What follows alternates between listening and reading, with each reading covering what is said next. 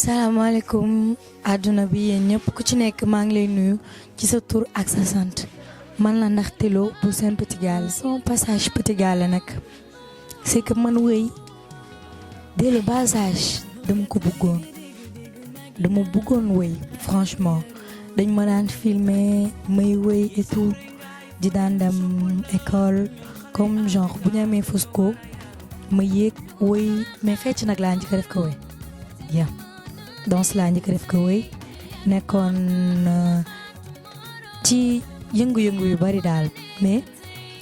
fi tax ma gën a wane sama talent mooy Sen Petit Gallé doonoon nag lu neex sama xol bi ma ciy bokk franchement ndax lu may sama rêve la bu ma réaliser muy wëy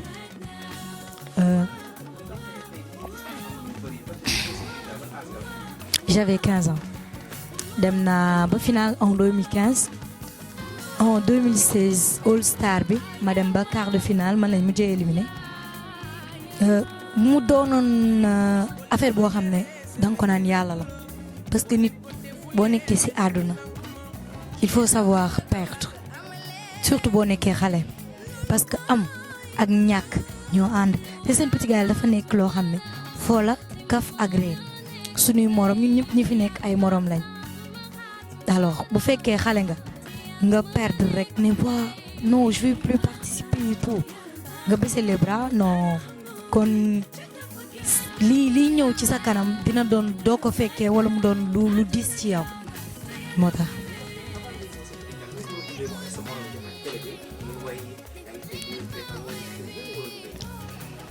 Sen Petit Gallé maa ngi ko commencé suivre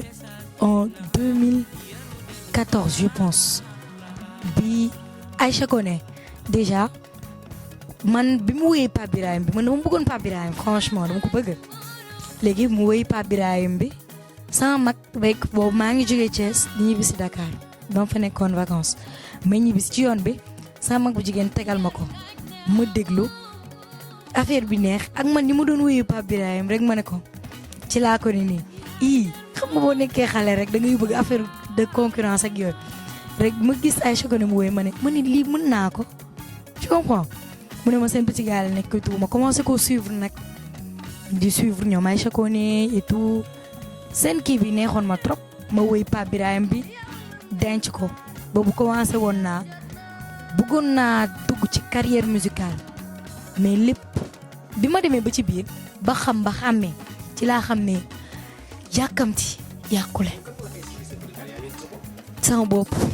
yaa boobu maa ngi nekkoon école ma génn bi ma déggee annonce à la télé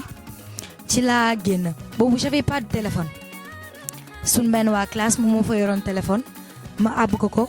ma voté ma jumas autant pour moi ma envoyé message dama woote ci numéro bi ñu tegtal ma wax ma li may def tout ma joxe sama âge ñu wax ma ni Blaise Senghor la à 10h présélection ma ne d'accord léegi ba tey sama yaay yeggu ko de am fi rek xam nga lu la mën loo bëgg rek da lay ëpp doole ci laa dem sama benn tante bu ñuy wax tanti ma expliqué ko mu ne ma da nga mën wëy da nga bëgg a wëy ma ne ko waa moom xamoon na ni damay wëy tout mu waxtaan ak sama yaay avant dafa bañoon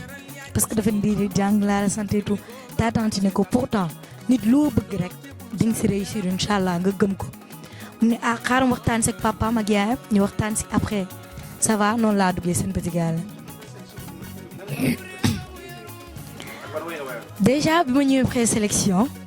dama àndoon sama yaay non mais la veille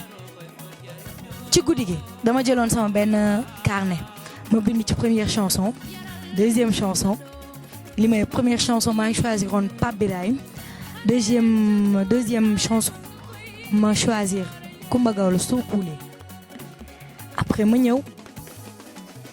4h du matin laa yow toog sama kaw la ubbi carnet bi di xool di wéyante sama yaay ñëw pour yeema fekk ma yeewu fekk sangu naa ba def li may def ba toog mënu moon nelaw ma toog jàpp sama ñaam rek mu ñëw ne ma waa yow nga man ko yeewu naa sol yére rek moo ma des mu ne ma yéen nga tembaree et tout maa ngi lay nuyu de passage ñu ànd ma nag moom dem ba présélection ba ñu dugg ma gis nit ñi bëri xam boo ñëwee rek xale ñii di woy fii ñii di woy fii sama yaay ne ma gis nga ñii di dañoo mën woy yemoon nga ma ne man lijjantiwu ma ko mais l'essentiel daal li ma fi indi naa ko def ma ñëw ñu dugg toog ñu ñëw ma woy Pape Birahim ma woy ko pare ñëw toog à l'instant am ay nit yu ma doon laaj sama numéro ci fi ñu toogoon noonu ñu may laaj sama numéro naan joxuñ sa numéro sama yaay naa ma commencé nga doon star te duggagoo yaa léegi ma woy soo kuulee yoon bi nga war a jaar baat bee xaw a dee nag franchement dafa dee ma woy soo kuulee après ma dem toog léegi bi résultat yi génnee ci lay tataangoo ni ñëw wax à la télé que ni Astar lañ jël Dakar ak Dan mais ba tey biñ ko waxee boobu dafa mel ni dañ ma ne du moom lañ jël ba tey dafa amoon lu ma doon wax naan ma yow la léegi non Astar lañ jëloon à Dakar ak Dan léegi ma toog quelques jours après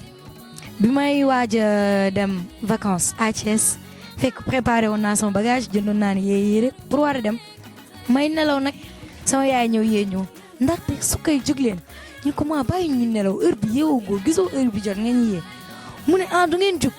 maman de bu seen petit gaale moom woo nee na yow lañ jël ku la ci dàq naa sa morom nga ne kii ñuy tëb sunu néeg bi dañoo tëb jour boobu comme pas possible ma kontaan gëmuma ko woon parce que sama yaay dafa taam di ñu kaañoo ma yow mun ko maa waatal mun ngay waat loolu léegi mun ko waatal rek sa diggante yàlla mu ne barki yàlla yow lañ jël ma ne ko d'accord noonu laa demee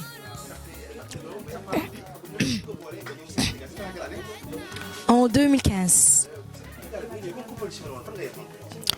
demoon naa ba final final bi man la woon Fatou Mauritanie ak Diarra France yeah.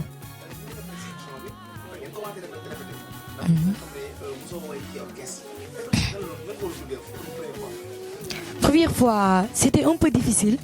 parce que live dafa metti dafa metti bokkut ak nga dugg studio c'est diamétralement opposé moo tax bi ñuy door a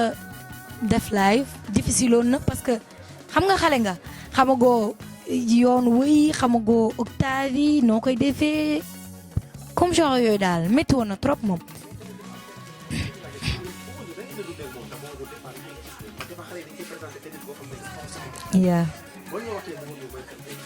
yeah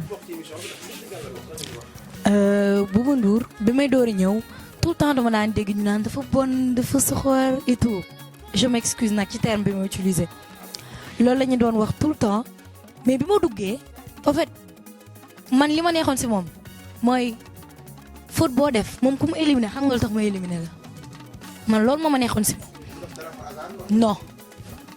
du def dara par hasard ndax bi ma doon woy bi ma xam kañ laa ko seetlu bi ma doon woy Pape Birahim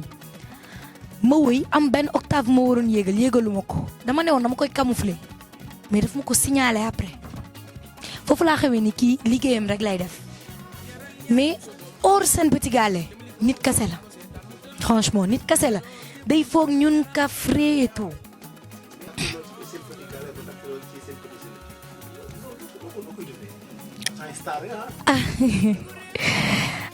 lépp yàlla la rek nit moom loo war a nekk sa àdduna wala loo war a lekk rek luy sa wërsëg rek wala yoon boo war a jaar rek da nga fay jaar